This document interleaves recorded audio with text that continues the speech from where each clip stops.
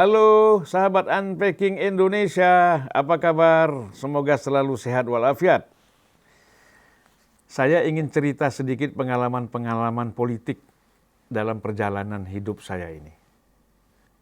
Saya aktif dalam dunia politik itu ketika saya menjadi anggota Partai Demokrasi Indonesia Perjuangan.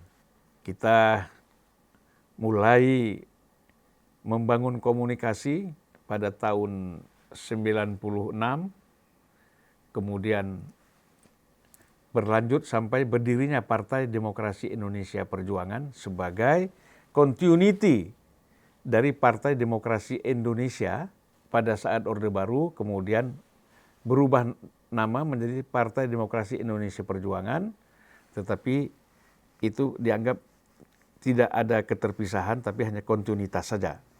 Ada hal-hal yang menarik, terutama pada suatu malam, saya lagi ngobrol-ngobrol dengan Pak Taufik Kimas. Saat itu Ibu Mega sudah menjabat sebagai Presiden Republik Indonesia. Saya lagi ngomong santai dengan Mas Taufik Kimas. Tiba-tiba Ibu Mega masuk pada pukul 11 malam, menghampiri obrolan kami ini. Lalu Ibu memotong pembicaraan kami.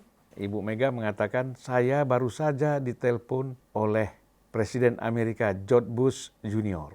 Apa persoalannya, kata Pak Taufik? Ya, George Bush ini meminta saya agar saya besok menyampaikan satu statement mendukung rencana serangan koalisi Amerika terhadap Irak, khususnya ingin menjatuhkan Saddam Hussein. Lalu Mama bilang apa, kata Pak Taufik? Ya, saya bilang saya nggak bisa. Saya ini kan harus bicara dulu dengan parlemen, dengan DPR. Tidak bisa saya mengeluarkan statement ini sendiri.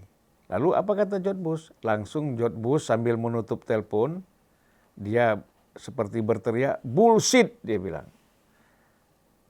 Nah, jadi kita bisa lihat sejauh mana intervensi negara-negara adikuasa ini terhadap negara-negara seperti kita. Ya, Indonesia, Vietnam, Thailand, Malaysia, dan lain-lain. Karena mereka merasa besar, merasa hebat, akhirnya mereka mau seenaknya memerintah presiden negara lain agar ikut apa yang mereka inginkan. Tapi kita lihat dengan sikap Ibu Mega menolak keinginan George Bush, itu membuktikan bahwa dia adalah seorang nasionalis sejati, seorang pemimpin sejati, yang tidak bisa didikte dan diintervensi oleh presiden negara adikuasa. Nah, hal-hal seperti ini harus menjadi model, harus menjadi contoh bagi pemimpin-pemimpin yang lain. Jangan mudah takluk kepada presiden ataupun negara adikuasa. Jadi tetaplah pada prinsip apa yang menjadi basic kita, terutama dalam konstitusi dan ideologi negara kita. Kita tidak bisa diintervensi oleh siapapun. Ini penting sekali. Serta-merta Pak Taufik mengatakan kepada saya setelah Bu Mega itu cerita, dia bilang, Mama tidur aja lah, besok kita akan membahas soal ini. Tapi uniknya Mas Taufik langsung bilang sama saya, Van, lupakanlah Mbak Mega 2 kali menjadi presiden. Ini pasti akan ada operasi-operasi yang dilakukan untuk menggagalkan Mega menjadi presiden 2 kali.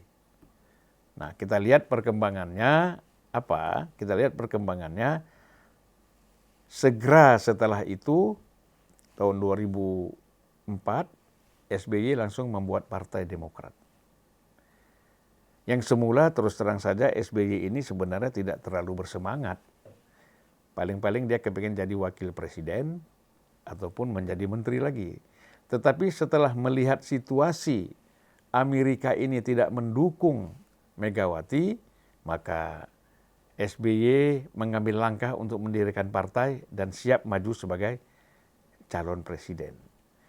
Dan dia tidak peduli, karena kita waktu itu tidak ada threshold ya, tidak peduli apakah partai kecil, partai besar yang akan mendukung dia, dan terbukti hanya partai-partai yang kecil yang mendukung SBY untuk maju sebagai capres 2004, dan dia menang karena dia yakin bahwa dukungan Amerika ini sangat penting untuk memenangkan satu calon presiden.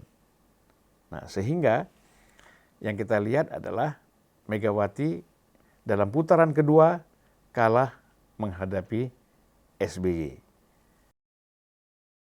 Apa yang kita lihat di sini memang akhirnya dalam kepemimpinan selanjutnya, ya SBY kita lihat menjadi the golden boy of Amerika, presiden kesayangan Amerika.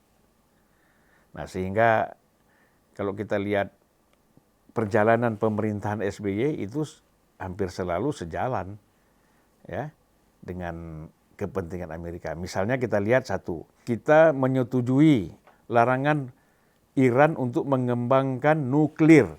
Kan itu kan maunya Amerika dan negara-negara besar yang punya hak veto di PBB misalnya. Nah, kita lihat di situ itu sudah jelas arah politik kita. Artinya ya kita sudah tidak bebas aktif lagi. Karena kita memang berada di bawah pengaruh negara adikuasa ini. Nah, kita lihat nanti perkembangannya bagaimana pencapresan 2024 ini, yang juga pernah saya sampaikan bahwa Anies Baswedan itu adalah the second golden boy of America. Nah, nanti kita akan bahas pada sesi selanjutnya. Terima kasih. Assalamualaikum warahmatullahi wabarakatuh.